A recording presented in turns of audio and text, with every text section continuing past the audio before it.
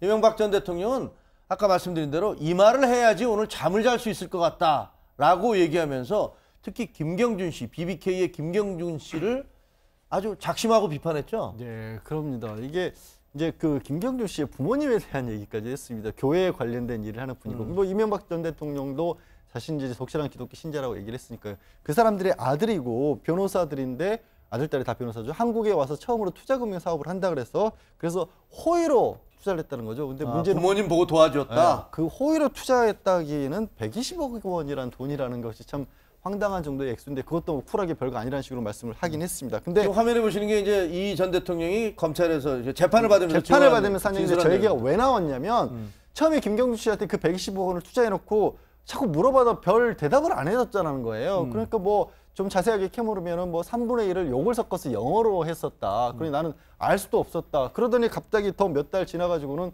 갑자기 금감원에 이 BBK 좀 잘 봐달라고 얘기 좀 해줄 수 있느냐라고 하니까 아니 BBK가 뭐길래 여태까지 얘기도 안 하다가 이제 와서 갑자기 금감원에 저 얘기를 해달라고 하느냐. 그러니까 아니 뭐 그거 알 필요도 없고 그냥 도와달라 해서 내가 당신 로비스트 하려고 이런 자리에 있는 게 아니다라면서 화를 내고 돌아섰다는 겁니다. 그러면서 이제 120억 원 자기는 잊었다는 식으로 말씀한 거죠. 그렇군요. 자, 지금 어제 그 법정에서 진술을 한 거에 따르면 이명박 전 대통령은 나는 BBK가 뭔지도 모른다. 뭐 이런 얘기잖아요. 그죠?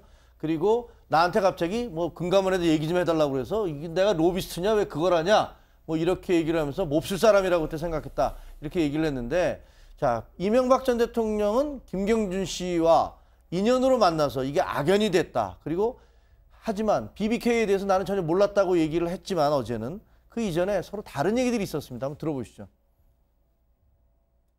전 요즘 제가 다시 이제 한국에 돌아와서 인터넷 금융회사를 창립을 했습니다. 해서 금년 1월 달에 BBK라는 투자자문회사를 설립을 하고 이제 그 투자자문회사가 필요한 업무를 위해서 사회박 정권회사를 설립을 하기로 생각을 해서 이명박 전 대통령님이 이제 그 BBK 관련해서 이제 금융 거래 내역들이 있습니다. 아직 공개되지 않은 내역들 그런 거를 이제 공개를 할 수가 있고 젊은 사람만 이런 금융 회사를 할 수 있는데 건설 회사를 하신 분이 이런 거를 할 수 있다는 것을 보여줌으로써 이제 뭐 정치적으로나 그 경제적으로나 제기를 하고 싶었던 것 같고.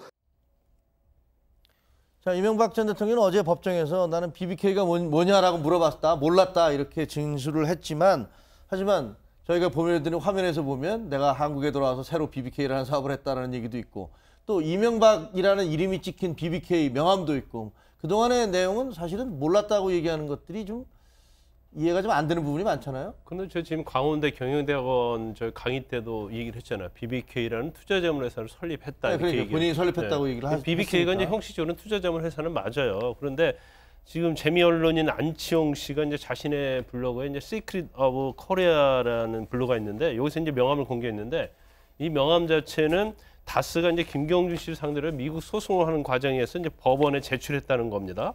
근데 이 명함 자체가 저는 이제 이장춘 대사가 한 공개 명함과 거의 동일을 해요. 그래서 그 명함에 보면 BBK 투자자문 주식회사 회장 겸 대표이사 이명박 이렇게 돼 있단 말이에요. 근데 특히 여기 이제 전화번호가 가필돼 있다는데 이 전화번호가 이 대통령이 이사장을 맡았던 동아시아 연구원의 이제 전화번호라는 거예요. 그렇군요. 그럼 이렇게 가필까지 하면서 또 자기가 이사장으로 있는 전화번호를 했다고 한다면 이 명함의 어떤 신뢰성에 대해서 우리가 믿을 수밖에 없는 그런 상황 아니겠어요? 그러면 이 명함을 가지고 대표이사로 활동을 하면서 주위에 좀 많이 뿌린 게 아니냐. 그렇다고 한다면 BBK에서 모른다는 것 자체는 말이 되지 않는다. 이런 알겠습니다. 반론을 좀 제기하고 있는 거죠. 예.